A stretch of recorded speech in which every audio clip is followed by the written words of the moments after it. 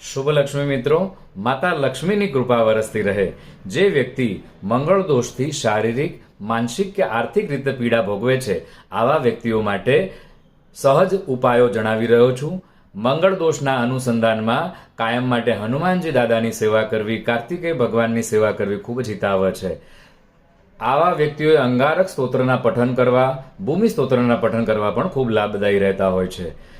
જે વ્યક્તિઓને મંગળ દોષ વધારે નડી રહ્યો છે, એવા લોકોએ થેલિસેમિયા પેશન્ટ, સાથે સાથે જે લોકો અકસ્માતમાં ઈજા પામ્યા છે અને જે વ્યક્તિઓ શહીદ થઈ ગયા છે, આવા લોકોની સેવા કરવી ખૂબ જ આરોગ્યપ્રદ અને લાભપ્રદ રહે છે। આની સાથે સાથે અકસ્માતમાં ઈજા પામતા પશુ પક્ષીઓ માટે પણ સેવા કરવી આ લોકો માટે ખૂબ જ લાભદાયી સાબિત થતી હોય છે। મંગળ દોષની અંદર જે વ્યક્તિઓ વધારે પડતી પીડા ભોગવે છે, એ લોકોએ કાયમ માટે